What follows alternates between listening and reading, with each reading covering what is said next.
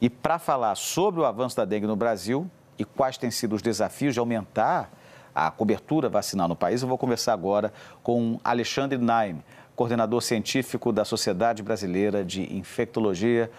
Professor Alexandre, seja bem-vindo ao Especial de Domingo. A gente está chegando, então, agora ao meio de março, né? Hoje é dia 10 de março, quando o volume de chuvas tende a aumentar em todo o país, com o fim do verão, enfim. E aí a gente pode esperar que esse quadro alarmante da dengue fique ainda pior nas próximas semanas?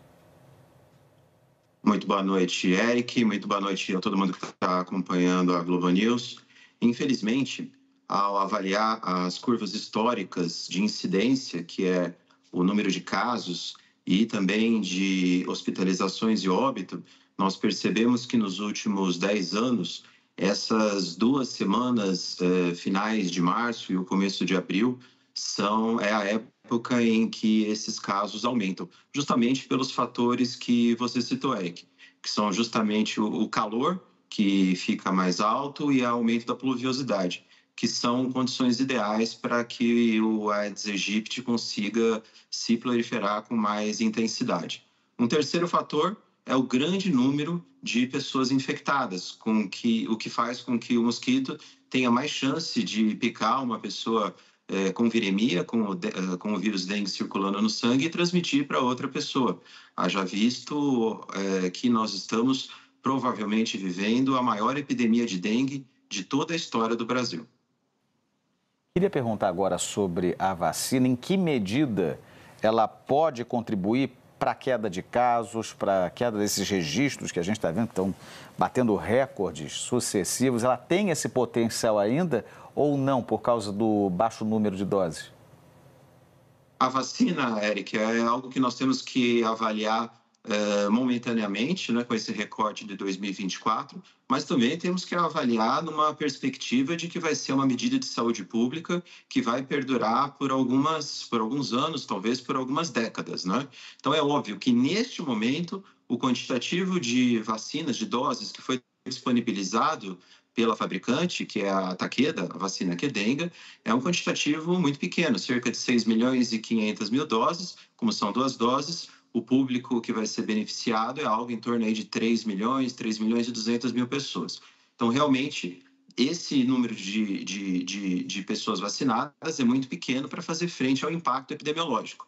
Mas é o primeiro pontapé, é como correr uma maratona, a gente tem que dar o primeiro passo. Então, nesse ano, nós vamos vacinar 3 milhões de pessoas. O ano que vem, talvez mais, por conta de mais doses da Qdenga e talvez pela aprovação da vacina do Butantan, a Butantan DV. E com o passar do tempo, talvez daqui a 10 anos, nós estejamos tendo essa conversa já com um percentual da população brasileira já amplamente vacinado e a dengue, então, fora de uma situação de emergência em saúde pública como nós temos agora. Essa é a nossa torcida, que a vacina chegue logo para o maior número de pessoas possível. E aí, sou obrigado também a perguntar, ainda falando sobre a vacina, desses casos de reação à vacina. Foram registrados, segundo o Ministério da Saúde, 500 casos, mais de 500 casos, na verdade, de reação à vacina. E você teve uma participação também numa reunião do Ministério da Saúde para falar sobre essas ocorrências. O que provocou, o que está por trás disso tudo? Primeira coisa, é importante dizer que o Ministério da Saúde está atualmente fazendo um trabalho muito transparente em relação à discussão dos eventos adversos da vacina da dengue. Toda medicação, toda vacina tem os seus eventos adversos e a vacina Qdenga é uma vacina nova e que, obviamente, fazendo essa imunização para milhões de pessoas, alguns efeitos colaterais que não tinham sido vistos em tanta frequência nos estudos iniciais, agora se amplificam. Nós tivemos um número grande de casos de reações alérgicas, algumas mais graves, mas sem nenhum óbito, não houve até o momento nenhum óbito por anafilaxia, e o Ministério da Saúde, muito responsavelmente, fez uma reunião na quinta-feira, na qual a Sociedade Brasileira de Infectologia esteve presente, para discutir esses casos, e algumas mudanças foram feitas, né? A nota técnica foi divulgada na sexta-feira, falando sobre alguns cuidados que nós temos que ter após a administração tanto da primeira que a segunda dose, que é a observação do indivíduo vacinado. No sistema público, a vacina está liberada para pessoas entre 10 a 14 anos, crianças e adolescentes entre 10 a 14 anos, e é necessário que se aguarde entre 15 minutos a 30 minutos após a aplicação, para se verificar se não tem nenhuma reação alérgica. Mas eu repito, apesar do número parecer muito grande, o número de pessoas que tiveram reação alérgica, as reações alérgicas foram todas controladas, não teve nenhum óbito, e esse tempo de observação dentro do local onde está sendo a vacina é o suficiente. Então, caso a criança ou adolescente vá ter alguma reação mais séria, e aí sim poder ser tratada sem nenhuma gravidade. Por que você apontaria a baixa procura que a gente está vendo com relação à vacina da dengue?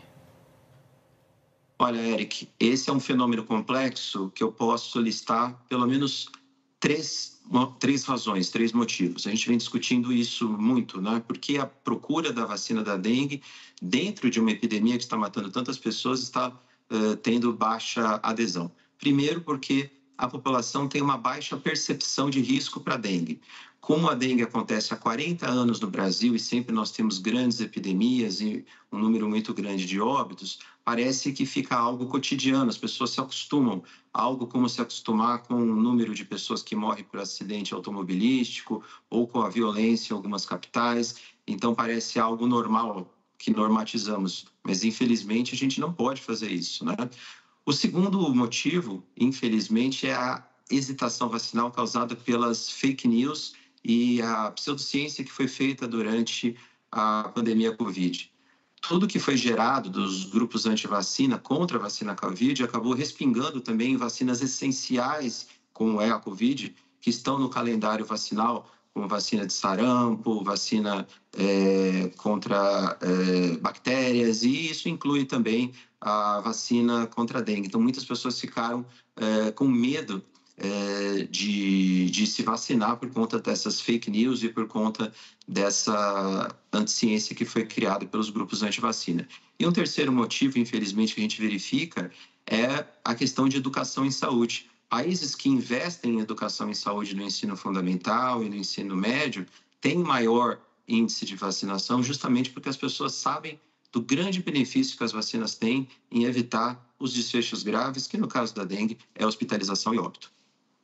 É por isso, então, que eu também repito aqui que todas as vacinas disponíveis no Sistema Único de Saúde, no SUS, incluindo a vacina da dengue, são eficazes. Você pode tomar a vacina se você estiver apto a isso, se você estiver dentro do grupo que pode receber a vacina. E não sou eu que estou dizendo, são as autoridades médicas e também as autoridades sanitárias do país. Doutor Alexandre Naim, queria muito agradecer a sua presença conosco aqui no Especial de Domingo. Boa noite. Uma ótima noite, Eric, e a todo mundo que está acompanhando aí a Globo News. O Cristo Redentor